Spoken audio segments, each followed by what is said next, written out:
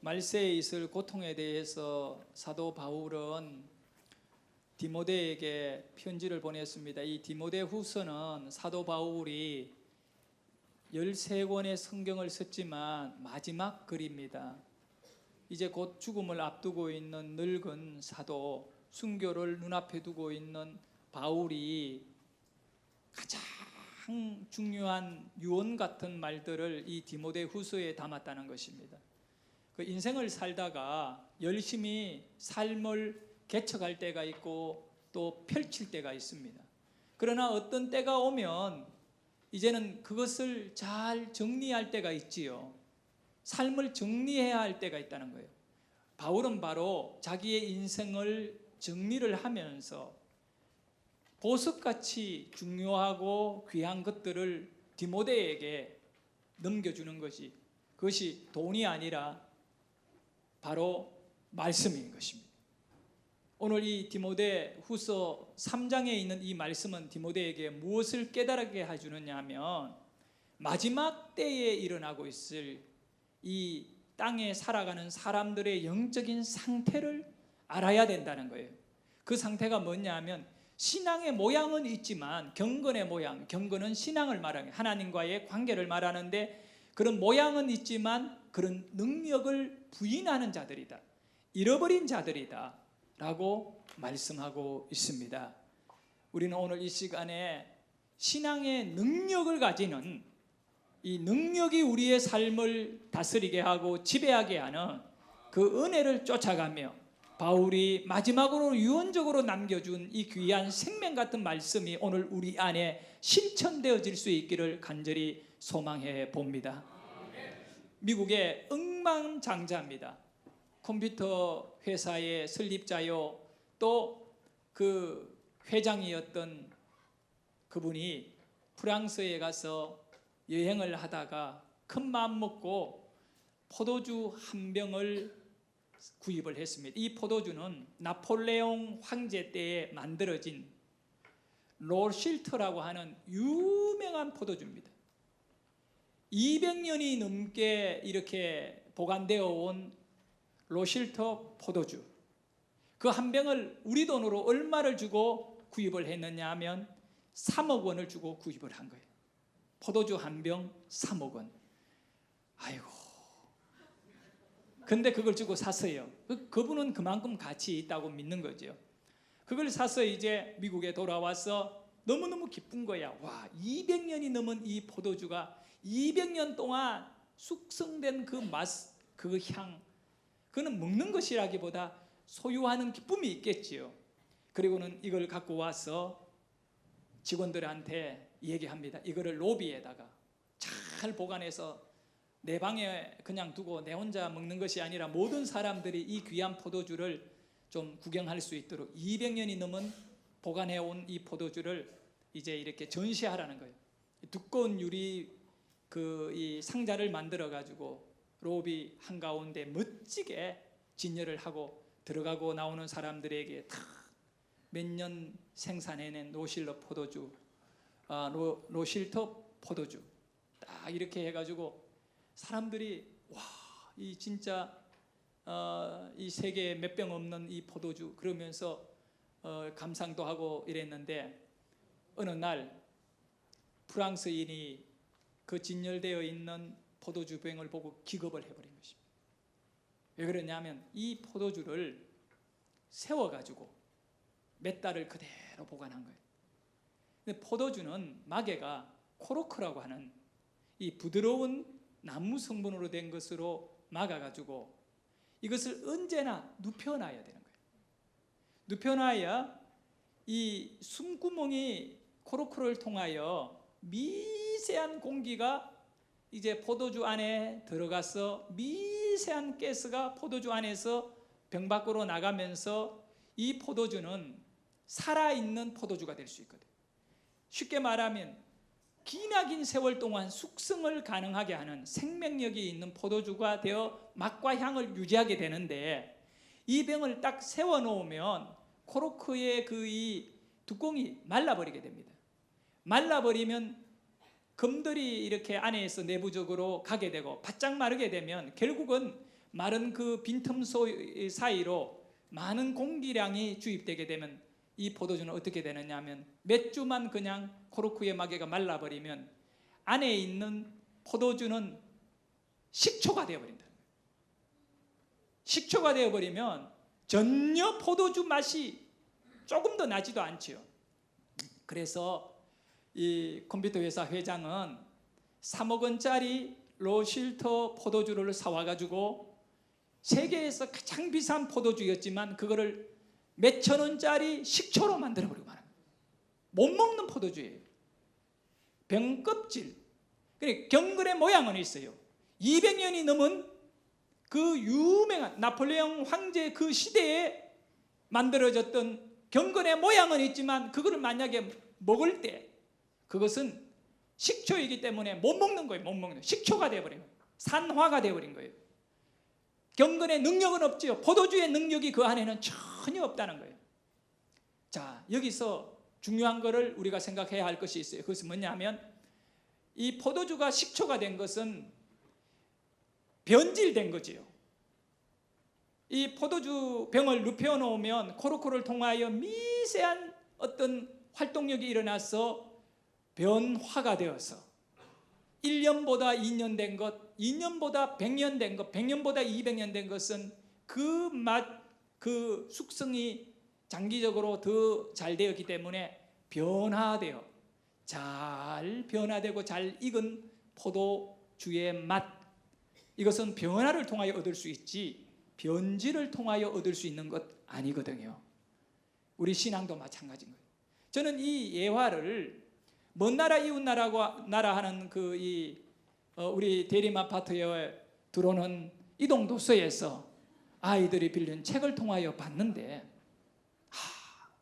정말 우리의 영혼이요 하나님에게 젖어 있어야 되는 거예요. 이 코르크 마개가 포도주하고 떨어지는 순간에는 이 포도주는 변질되더라는 거예요. 그러니까 여러분의 영혼과 여러분의 삶의 내용이 하나님하고 연결되어 있어야 되는 거예요.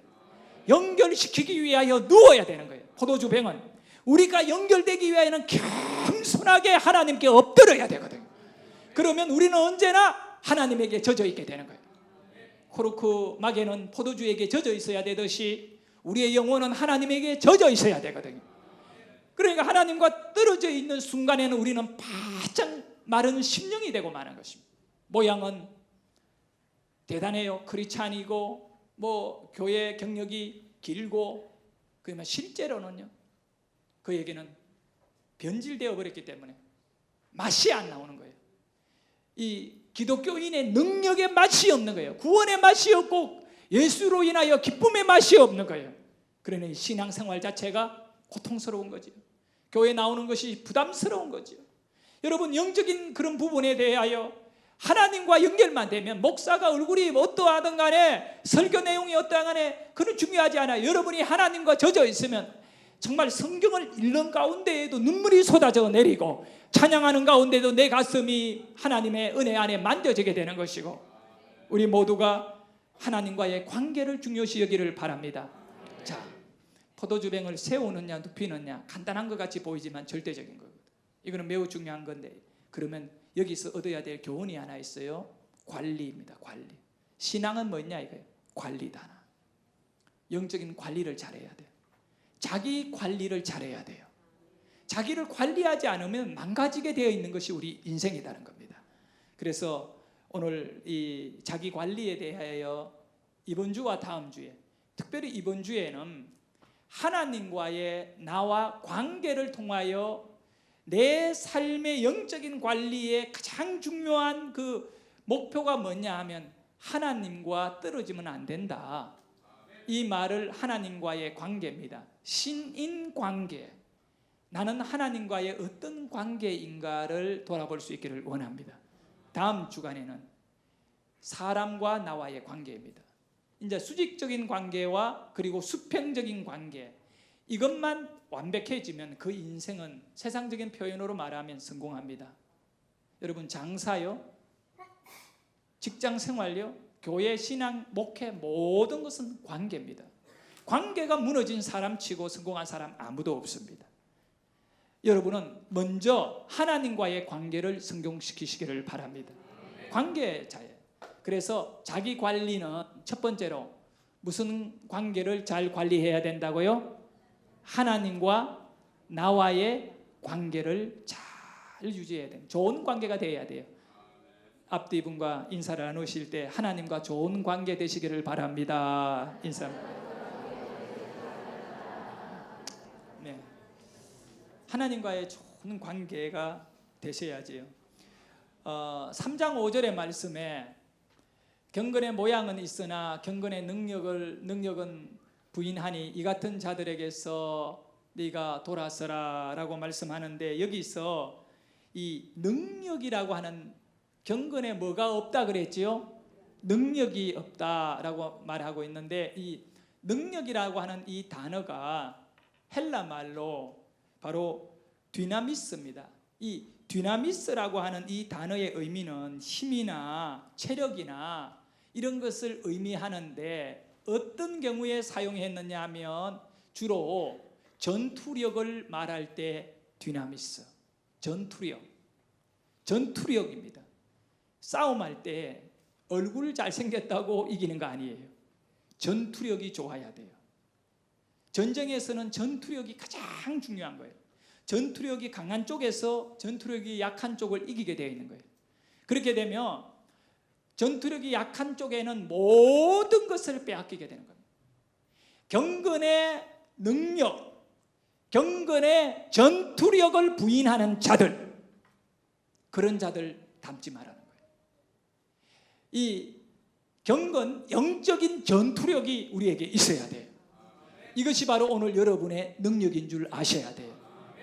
우리 청년들이 제주도에 가서 선교를 할 적에 그냥 놀러 가다시피 해서 가서 이렇게 있다가는 시간은 지나겠지만 전투력이 없으면 아무것도 아니에요. 이 전투력을 키우기 위하여 많은 훈련을 해야 되는데, 특별히 우리 인생은 이 전투력을 키우기 위해 어떤 훈련을 많이 해야 되느냐 하면 선택이라는 것이 매우 중요합니다.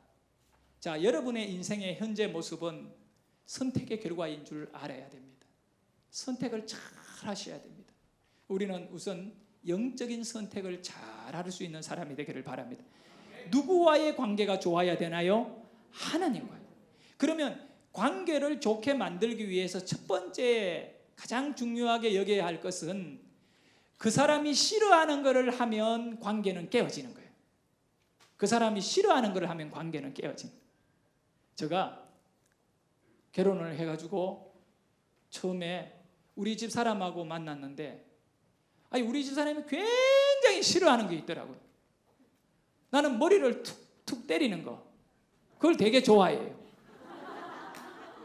우리 집 사람 막 혐오감을 느끼는 거예요. 그래서 나는 처음에 이거 머리를 몇 번 때렸더니 막 가정이 파탄할 위기까지 갔어요. 그래가지고 이거 머리만은 때리지 말아야겠구만. 상대방이 싫어하는 거, 그거 하면 안 돼요. 그러면서 여러분의 영적인 전투력은 어디서 오느냐 하면 하나님이 뭘 좋아하시는가를 알아야 되는 거예요. 하나님이 좋아하시는 걸 할 줄 아는 사람이 돼요. 그래야 하나님과 여러분의 관계가 좋아지면 그 자체가 전투력인 거예요. 하나님이 싫어하는 것만 찾아가 하게 되면 여러분은 영적으로 전투력을 완전히 잃어버리고 마는 거예요. 하나님이 나를 통하여 뭘 원하실까? 저는 여러분에게 전달해 주고 싶은 얘기가 있어요. 하나님이 말씀하시기를, 여러분에게 뭘 원하시느냐 하면 항상 배우기를 힘써라. 하나님은 그걸 좋아하셔요. 자, 배우려고 하는 사람의 특징이 뭐냐 하면 이 마음이 겸손한 사람. 잘난 사람 치고 배우려고 하는 사람 아무도 없어요. 그냥 하나님의 말씀을 배우고 은혜 받는 것을 귀하게 여기고 언제나 그곳에 머물면 결국 그는 좋은 전투력을 가지게 됩니다. 예. 그리고 이제 이 능력이라는 것은 디나미스, 전투력을 말하는데 전투력을 부인하는 자들에게서 너희들은 떠나라 그랬거든. 이게 부인이라고 하는 것은 바로 헬라 말로 아르네마이오라고 하는데, 아르네마이오, 이게 부인입니다. 아르네마이오. 이 아르네마이오라고 하는 이 단어가 가지는 뜻은 원래 부인하다, 우리말로 부인하다 이렇게 되어 있지만 이 뜻은 바로 논쟁한다라고 할 때 사용되어지고, 논쟁하는 거 알지요? 막 말로 싸움하고, 그 다음에 다툴 때 사용되어지는 것이고, 반박할 때 사용되어지는 것입니다. 논쟁 좋아하고, 다투는 것 좋아하고, 반박하는 것 좋아하고요. 언제나 마음에 삐딱한 이런 어떤 생각 갖고, 사회에 대해서도 이 부정적인 생각 갖고, 가정에 대해서, 자기 가정에요 대해서도 불만투성이고, 아내는 또 남편에게, 남편은 아내에게, 부모는 자식에게 니는 그것밖에 못 되나, 또 자식들은 부모가 내가 뭘 해줬느냐, 이런 바로 아르네오마이라고 하는 이 생각에 사로잡힌 사람, 그들은 바로 능력을 부인하는 사람입니다. 영적인 전투력이 상실된 사람. 여러분께서 그럼 어떻게 살아야 되겠느냐 이거지요. 논쟁하고 다투는 삶을 살아가게 되면 식초되고 말아요.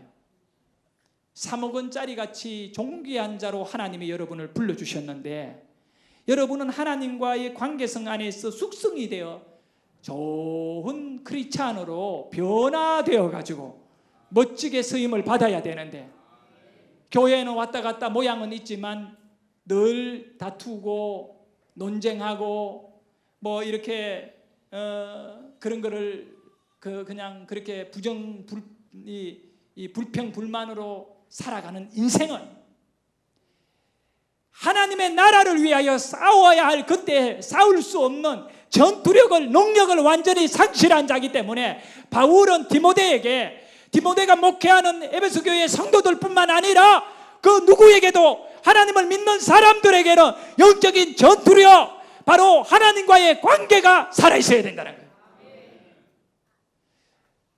이 디모데후서 3장 우리가 읽은 이 5절, 경건의 모양은 있으나 경건의 능력을 부인하는 이 같은 자들에게서 네가 돌아서라라고 하는 이 말씀의 앞에 있는, 누구에게서 돌아서느냐 하면 바로 디모데후서 3장 1절, 2절, 3절, 4절에서, 특별히 1절에는 말세의 고통이다라고 말하며, 그 고통이 뭐냐 하면 2절에 3절에 4절에 사람들의 행위가 말세의 고통이라는 거예요. 하지만 이 2절, 3절, 4절에 있는 이 말세의 사람들이 하는 행동이 말세의 고통인데, 그러면 너는 어떻게 해야 되느냐, 예수 믿는 우리 크리스찬들은 어떻게 해야 되느냐 하며 그들과 같이 살면 안 된다는 것입니다. 우리는 영적인 전투력을 가지고 하나님의 나라 확장을 위하여 하나님이 우리에게 주신 존귀한 하나님의 자녀의 신분을 유지하고 변질되지 말자는 것입니다. 2절, 3절, 4절에서 언급하고 있는 이들의 삶의 내용이 뭐냐 하면, 말세는 고통의 때가 되어서 자기를 사랑한대요. 자기를 사랑하고 돈을 자랑하고 교만하여 다른 사람을 비방한대요. 여러분, 다른 사람을 비방하는 사람의 특징은 교만하기 때문에 그렇다. 부모를 거역하고 감사하지 아니하여 거룩함을 잃어버리고, 여러분, 감사하는 것이 거룩함을 확보하는 것이고, 감사하는 것이 거룩을 내 안에 세워가는 줄 믿으시기를 바랍니다. 감사가 사라진 곳에는 거룩함이 사라진다는 사실을 아시기를 바랍니다. 그리고 무정하여 정이 없습니다. 나눌 줄도 모릅니다. 다른 사람에 대한 배려가 없습니다. 무정하여 원통함을 풀지 못한다. 항상 남에게 피해 당한 것만 생각하고 있는 거예요. 원함만 품고 가슴에 칼을 가지고 사는 사람이 넘어지면 그 칼이 자기에게 찔린다는 거예요. 이런 원통함을, 이 무정함을 여러분 버릴 수 있기를 주의 이름으로 축원합니다. 신경질적으로 반응하고요, 막 날카로워져 있는 거지요.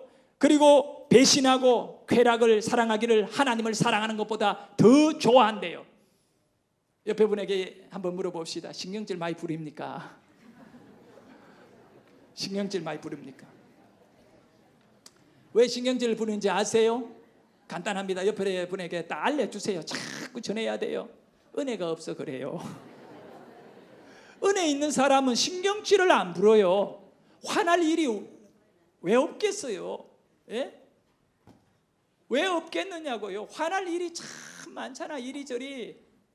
괜히 날아가는 새 때문에도 화가 날 때가 있어요. 며칠 전에 아니 내 차 뒤쪽에 뭐 갈매기인지 뭔지 나는 그렇게 큰 새똥을 내가 처음 봤어요. 강아지 똥만한 것들을 거의 폭격하다시피 내 차 뒤에다가 놓아놓은 거예요. 그래가지고 너무 커가지고 그거를 갖다가 이제 털어내고 딱 보니까 새똥이 얼마나 독한지 얼룩무늬가요 이렇게 생기면서 빛깔이 다 바뀌어졌어요.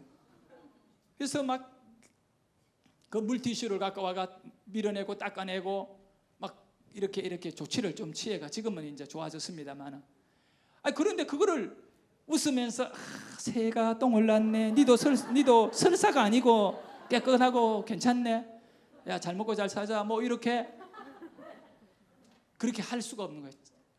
막 그 해필이면 이놈의 새 새끼가 왜 내 차에다가 놨나? 한 마리도 아니고 이거 왜 이렇게 5개나 되나?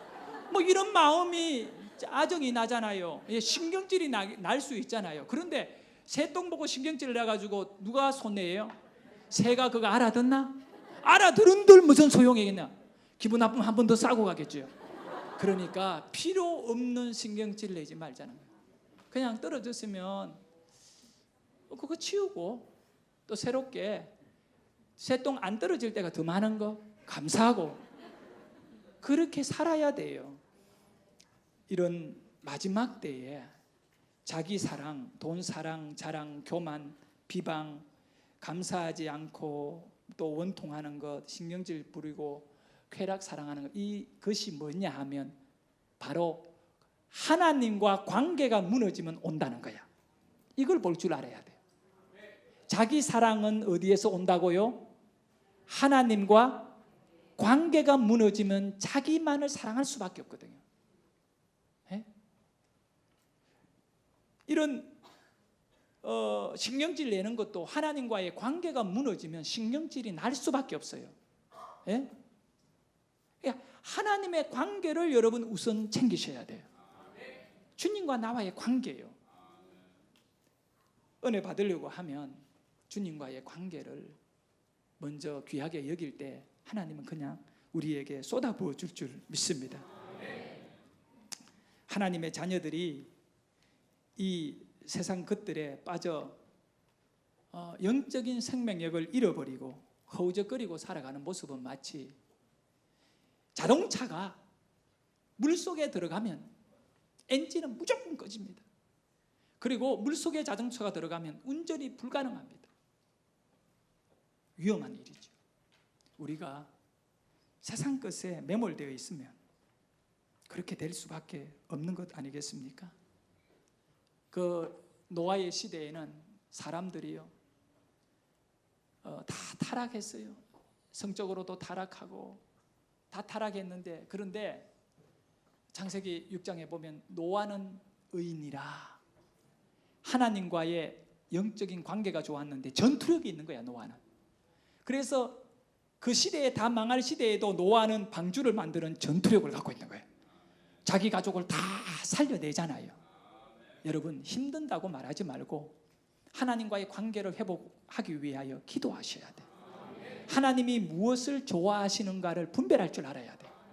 그리고 그분 앞에 드리는 것을 최고로 여길 줄 알기를 바랍니다. 나를 사랑하면 안 돼요. 나를 사랑하면 하나님과의 관계는 멀어질 수밖에 없는 거예요. 주님을 사랑하셔야 돼요. 자, 사람들은 이런 일 저런 일을 전부 다 보고 참 우연이라는 말을 즐겨 사용하고 있습니다. 우연히 그렇게 됐다고, 뭐 그렇게 하다 보니 그렇게 됐다고. 근데 성경은 어디에도 우연은 없어요. 관계의 결과야. 우연은 없어요. 관계의 결과를 가르쳐 쉽게 뭐라고 하느냐 하면 필연이라고 그래요. 모든 것은 필연적인 거예요. 절대로 우연이 없어요. 하나님과의 관계가 중요해요. 그러면 이 하나님과의 관계가 중요하다는 것은 무엇을 의미하느냐 하면 자유의지가 우리에게 있다는 것을 말해요. 선택해야만이 관계가 좋아질 수 있어요. 여러분, 하나님이 좋아하는 것을 여러분이 선택할 수 있기를 바라고, 이 내가 선택한 것이 결국 오늘 내 모습이라는 사실을 분명히 아시기를 바랍니다. 불교에서는요, 고통을 벗어버리기 위하여, 도를 터득하기 위해서 해야 될 가장 중요한 방법이 하나가 있는데, 그것이 바로 비우는 것입니다. 다 비워야 된대요. 자기를 비워야 된대요. 기독교가 말하는 비우는 것과 불교가 말하는 비우는 것은 차원이 완전 다릅니다. 우리의 비움은 하나님을 채우기 위하여 비우는 것입니다. 하나님과의 관계를 위하여 비우는 것이지만, 불교에서는 신이 없습니다. 비우는 것은 자기 안에 문제가 있으니까 이걸 어떻게 비우느냐, 바로 끊는 거지요. 끊음으로 비워라는 거예요.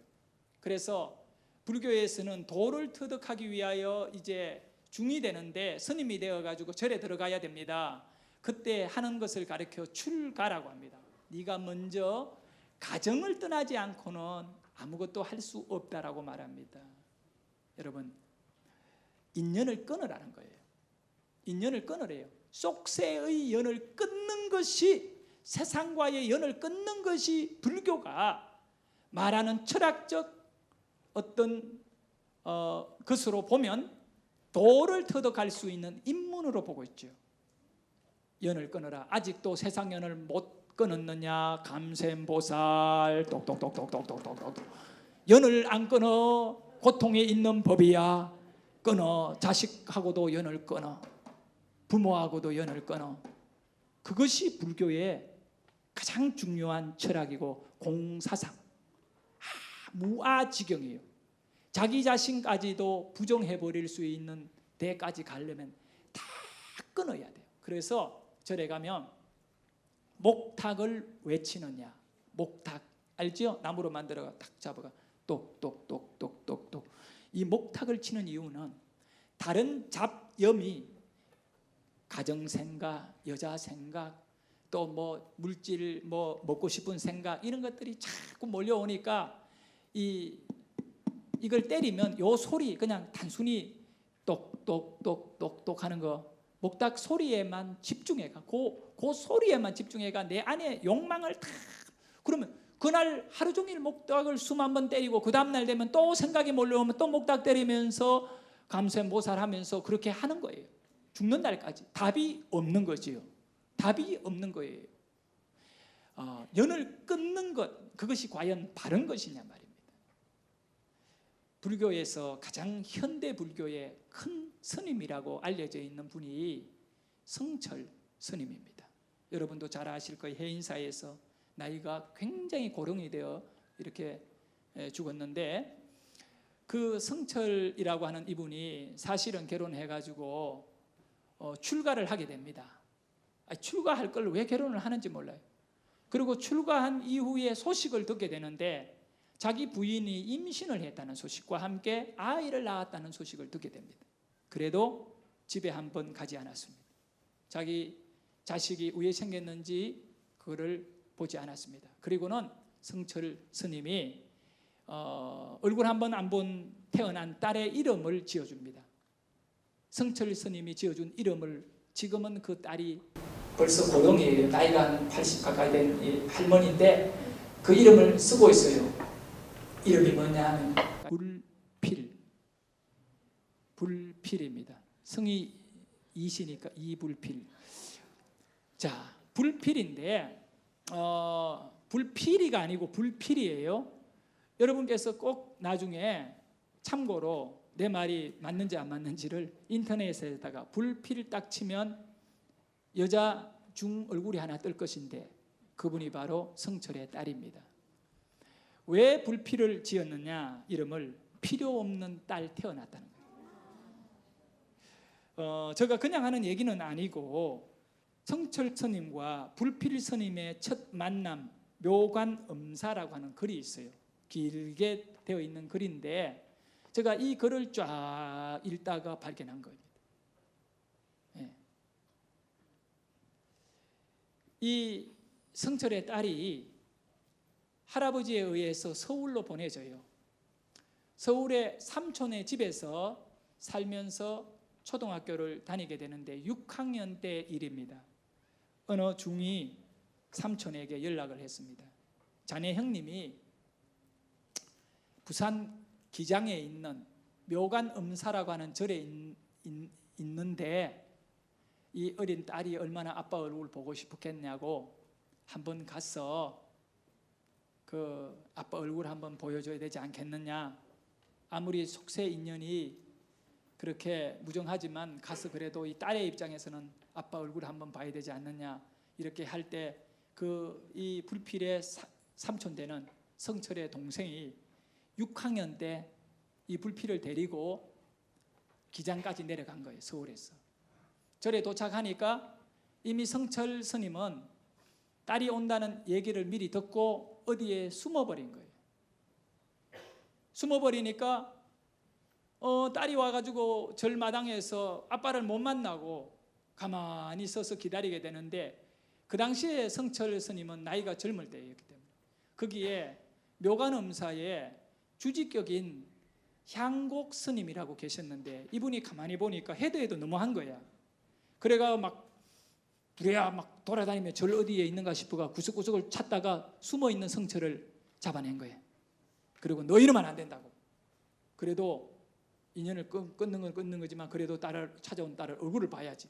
그리고 데리고 오니까 그때 그 장면을 불교 입장에서는 그림에도 불구하고 너무나 이 성철이가 기분이 나빠가지고 얼굴이 완전히 이 독사 같은 얼굴을 해가지고 딸을 쳐다보는데 딸이 너무 무서워가 저게 내 아빠야 할 정도였대.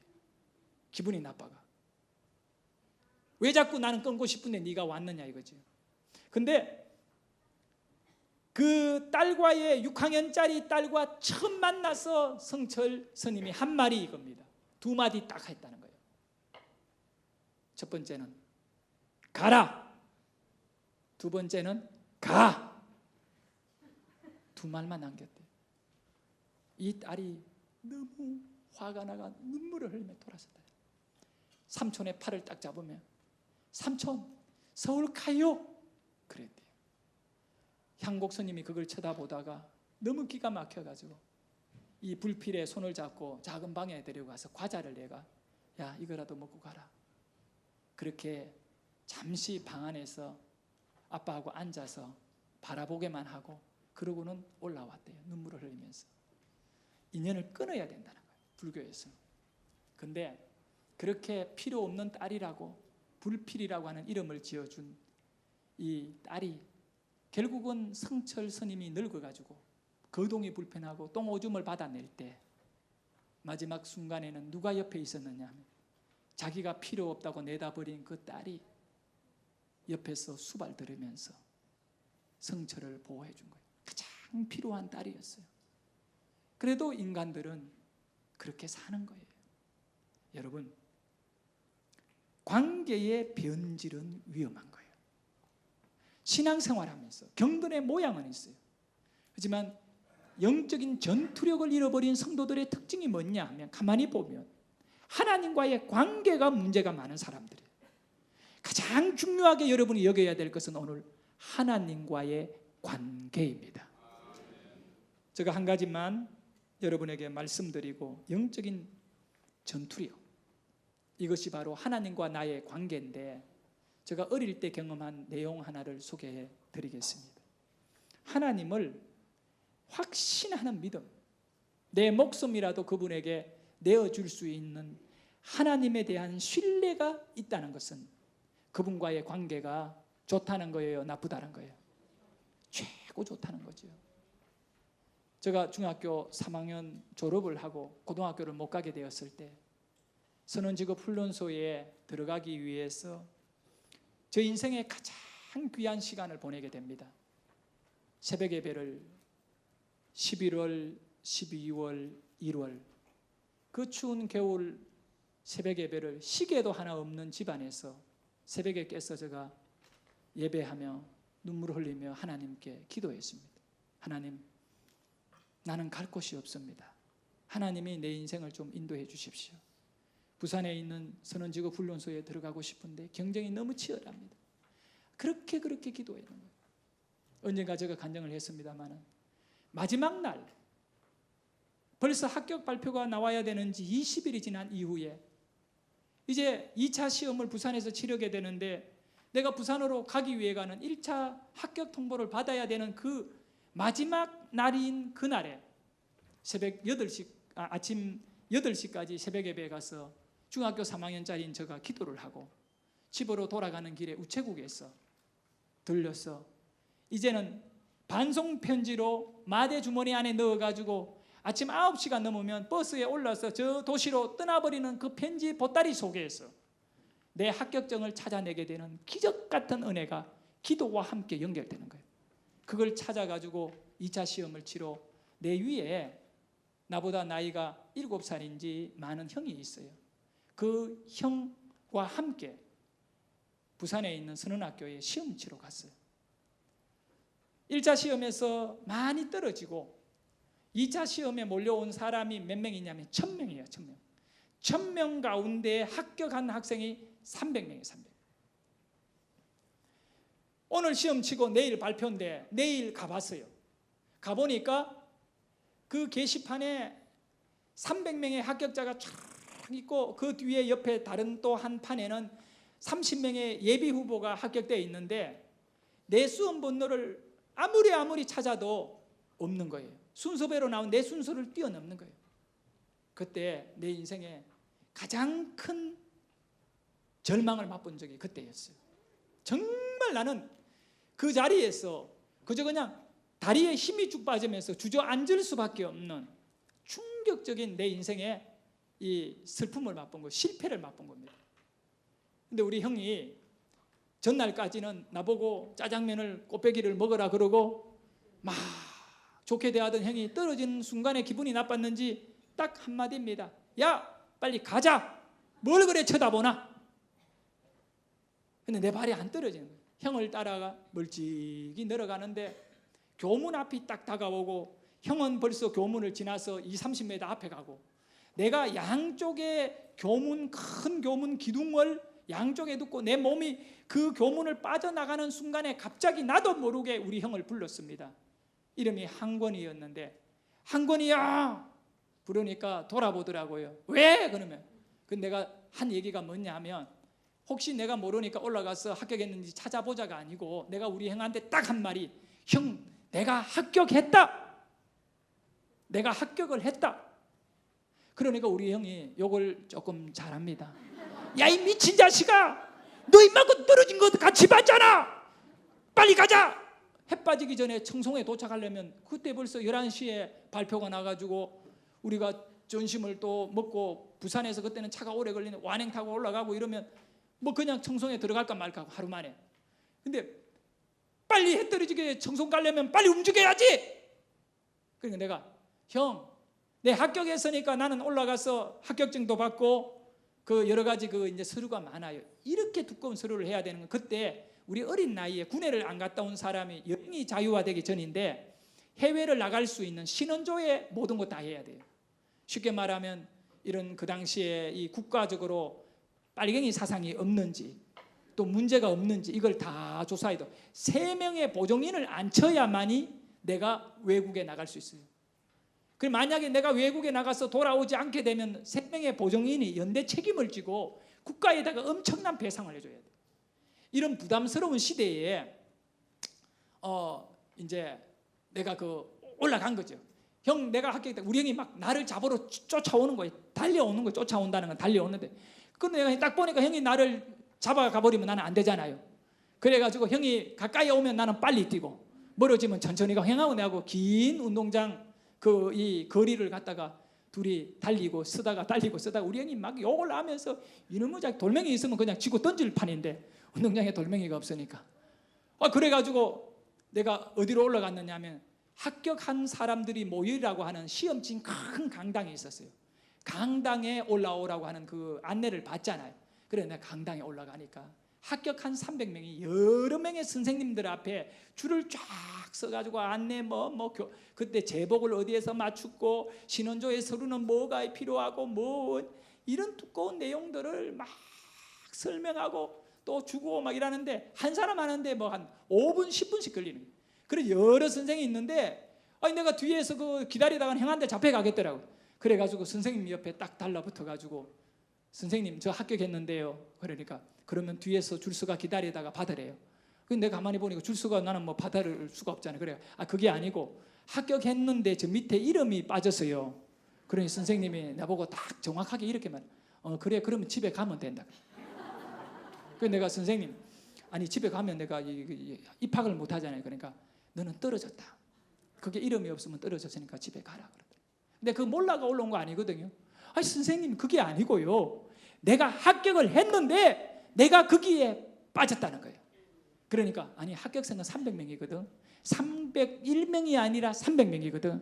너는 거기 300명이 다 발표되기 때문에 너는 떨어졌기 때문에 너는 집에 가야 된대. 아이고 그게 아니다고. 그러니까 선생님이 화를 내면서 나를 막 뭐라 하는 거예요. 욕을 섞어가면서 하는 얘기가 뭐냐면 내가 선생님하고 싸우니까요 우리 형은 도망가 버렸죠 뒤에. 부끄러워가 옆에. 그래서 선생님 나보고 여기가 정신병자를 뽑는 곳이 아니기 때문에 나를 딱 떼놓고 이야기하더라고요. 여기가 정신병자를 뽑는 곳이 아니기 때문에 선언 후보생을 뽑는 것이지 정신병자를 뽑는 것이 아니기 때문에 니같이 정신없는 애들은 안 뽑는다는 거예요. 집에 가라 그러더라고요. 내가 거기서 울었잖아요. 중학교 3학년 때 눈물을 펑펑 흘리면서 그 선생님한테 내가 뭐라고 말해? 선생님은 확인도 안 하고 나를 정신병자 취급하면 어떡합니까? 선생님은 확인도 안 해보고 나를 떨어졌다가 야 말이 되느냐고 300명이 발표가 안 왔으면 끝난 거지 떨어진 거를 나보고 어떻게 하느냐고. 선생님 확인 한번 해주면 안 됩니까? 그러니까 나보고 알았다 이놈아 확인하러 가자 그러더라고. 대판을 싸우고 선생님이 그 하던 일을요 내팽개 쳐놓고요 나하고 둘이 선생님하고 교무실로 갔어요.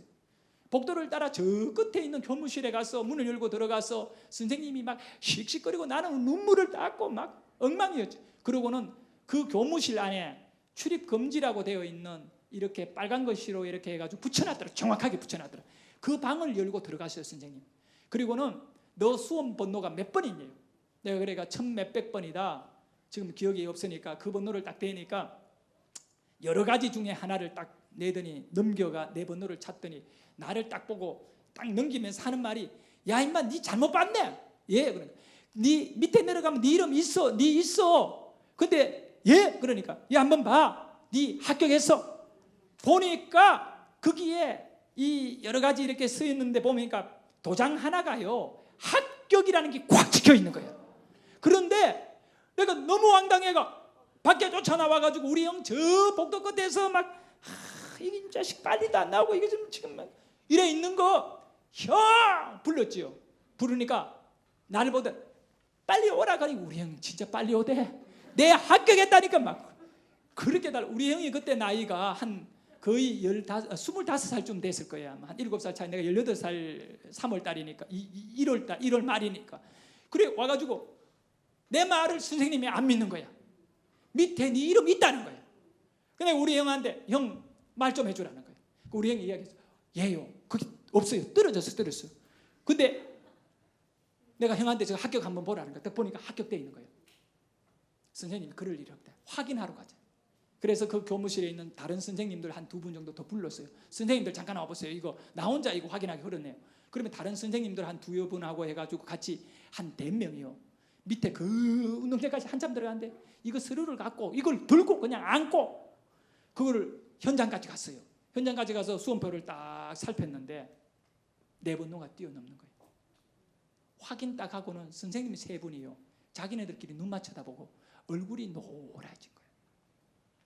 왜 이런 일이 일어났냐 이거예요. 그러면 내가 빠졌으면 299명이어야 되는데 왜 300명이 되어 있는 거예요. 선생님들이 너무너무 놀래가 교무실에 가자 그러더라. 교무실에 올라오는 계단에서 이렇게 스탠드 같이 이렇게 큰 학교에서 계단을 올라가는데 그 나하고 싸웠던 이 선생님이 나보고 김한우 예, 네 어떻게 알았니? 그러더라. 어떻게 알아? 너 합격한 건 네가 어떻게 알았니? 이거는 그 극비인데 자기 교사들만 아는 건데 네 어떻게 알았니? 그래가 뭐라고 대답했어요? 예? 기도했다고. 죽도록 기도했다고. 여러분 정말 기도한 사람은 그런 말 안 해요. 내가 그 선생님한테 그때 너무 놀라운 이야기를 해줬어요. 선생님, 다 아는 방법이 있습니다. 가치 없는 개들에게요, 진주 던지면 안 돼. 돼지에게 진주 던지면 안 돼. 에이, 얘 뭐 완전히 골 때리네 이러고 말아버려요. 다 아는 방법이 있습니다. 그러니까 뭐라고 얘기했냐면, 학교에 누구 아니 묻더라고. 선생님 자꾸 그러면 골치 아픕니다. 내가 그렇게 이야기했어요. 그러니까 말 안 하더라고요. 그리고 교무실에 오더니 너 절대 남에게 이야기하지 마라 그러더라고요. 나도 얘기 안 하는 게 편해요. 그렇게 얘기하고 전체 서류를요, 그 교무실에서 나 혼자만 딱 앉혀놓고 다른 선생님 한 명이 친절하게 일일이, 다른 애들은 다 줄 서가다 받고 거기서 극진한 대접을 받아가면서 서류를 챙겨가지고 집으로 내려오는데, 계단에서 쭉 내려오는데, 교문을 지나가 내려오는데 우리 형이 나한테 물어요. 형이 막 이상해진 거예요 지금. 한우가, 왜? 네 어떻게 알았니? 네 어떻게 알았니? 근데 우리 형한테 한 말이 이거예요. 형, 내가 아는 법이 있어. 내한테 이야기하면 안 돼. 말할 수 없어. 내가요 볼 때 하나님은 놀라운 분이에요. 저의 인생 속에 그냥 합격시켜주면 되잖아. 그러면 나는 기분 좋게 기도했으니까. 아니요. 왜냐하면 네 기도가 얼마나 능력 있는지를 보여주고 싶어가지고, 누군가가 부정을 해가지고 다른 애를 넣었는데 누구를 빼야 되는데 빼도 잘못 뺀 거예요. 하필이라는 말이 있었는데 이게 우연이 아니라 하나님의 계획이었다는 거예요. 나를 뺐는데 내가 그냥 내려간 사람이 아니고 교문을 딱 통과하는데 내 안에서 어떤 생각이 왔느냐 하면, 나는 하나님을 믿는데 내 하나님이 내 길을 인도하는 거 나는 주어도 의심 안 하는데, 내가 3개월 동안 기도해서 내가 여기에 들어올 걸 내가 믿고 여기까지 왔는데 떨어진 거는 사람들의 문제가 있는 거야. 이거는 100번이라도 문제가 있는 거고, 이거는 바로 잡아야 되는데 나는 합격했으니까 올라가 보자는 거야. 그래서 우리 형에게 형 합격했다고 내가 데리고 올라간 거야. 나는 그 하나님에 대하여, 내가 기도했던 그 하나님에 대하여 조금 더 의심한, 나를 사람들은 너 미쳤다고 말했지만 그러나 나는 내가 그 어린 나이에 기도했던 그 하나님에 대하여, 자 여러분 잘 알지 않습니까? 내가 25살 때까지 고등학교를 졸업하지 못한 사람입니다. 그런데 오늘 여기 대학도 나온 사람 있고 더 많이 공부한 사람들을 있고, 이분들을 영적으로 지도하는 목사가 되어 있습니다. 내가 왜 이 자리에까지 나올 수 있었나? 이거 뭐 대단한 권세의 자리가 다는 말은 아니에요. 영적으로 이렇게 살 수 있느냐 하면, 내가 다른 거는 모르지만 학교도 못 나오고 그랬지만 중요한 거는 하나님과 나와의 관계 하나는 철저하게 잘해왔다는 거예요. 이것만 있으면 전투력이 있는 거예요. 먹고 사는 전투력도 있고, 세상을 섬길 수 있는 전투력도 있고, 다른 사람을 도와줄 수 있는 전투력도 있고, 자기 자식을 성공시킬 수 있는 전투력도 있고. 여러분, 진짜 중요한 것이 뭐겠습니까? 하나님과의 관계입니다. 이번 한 주간 여러분들께서 기도 좀 많이 하시기를 바랍니다. 새벽에 교회 나와 하나님과의 관계를 회복하시고, 우리 하나님께서 저에게 나중에, 지금으로부터 한 5년 전의 얘기예요. 내가 하나님께 엎드려 기도하면서 묵상하는 가운데 어떤 일로 인하여 기도하는데 하나님이 저에게 들려준 음성입니다. 한우가, 저의 그 어린 시절에 그 사건들을 쫙 한순간에 보여주시고 난 다음에, 한우가, 네가 그때 나를 찾았지 않았냐? 네가 그때 네가 말하기를 인생길 열어달라고 내게 기도했지 않았냐? 나는 너의 기도를 들었고, 네가 바다에 있을 때에도, 네가 신학교 간 그때에도, 네가 목회를 시작한 그때, 너는 힘들고 외롭고 늘 죽을 같이 고통스러웠지만 나는 너와의 관계를 늘 축복의 길로 인도해 주었나요? 이 말은 하나님이 나와 관계를 단절하지 않았다는 거예요. 여러분, 많이 힘들더라도 하나님과의 관계만 회복되면 여러분의 미래는 전투력이 있는 성도가 되는 것입니다. 나는 우리 새안양교회 성도들이 전투력이 있는 교인이기를 소원합니다. 우리 기도드릴 때 제가 기도하겠습니다.